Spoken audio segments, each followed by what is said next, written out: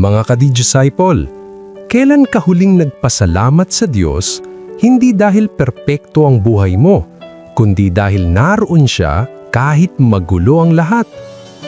Panahon na muli para ibahagi ko sa inyo ang mensaheng nagbibigay buhay mula sa Ebanghelyo ngayong araw, December 22, ikapitong araw ng Misa de Gallo.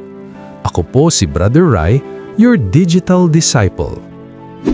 Sa Ebanghelyo natin ngayon mula sa Luke 1:46-56, narinig natin ang Magnificat, ang awit ng papuri ni Maria.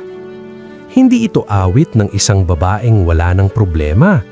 Ito ay awit ng isang babaeng buntis, hindi pa kasal, walang kasiguruhan sa hinaharap. Pero sa gitna ng lahat ng iyon, sinabi ni Maria, "Dinadakila ng aking kaluluwa ang Panginoon." Pinuri niya ang Diyos hindi dahil madali ang kanyang kalagayan, kundi dahil kilala niya kung sino ang Diyos. Diyos na tapat, Diyos na makatarungan, Diyos na nagbabangon sa Aba. Mga ka-disciple, ang Magnificat ay nagtuturo sa atin ng pananampalatayang marunong magpasalamat bago pa man makita ang resulta. Madalas, naghihintay muna tayo ng solusyon bago magpasalamat.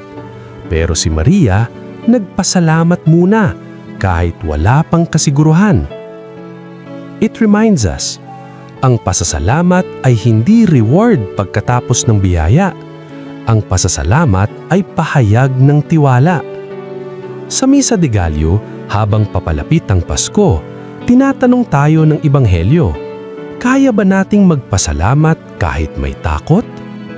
Kaya ba nating purihin ng Diyos kahit may tanong?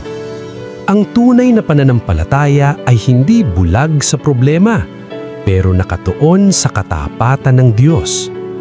Tanungin natin ang sarili natin, ano ang kaya kong ipagpasalamat ngayon kahit hindi pa perpekto ang sitwasyon ko? Mga ka-disciple, sa ikapitong araw ng Misa de Gallo, hayaan nating maturuan tayo ni Maria na purihin ng Diyos sa gitna ng paghihintay. Kung may dala kang pagod, takot o pangamba, isama mo ito sa papuri. Dahil ang Diyos na nagsimula ng kanyang gawa sa iyo ay tatapusin din ito.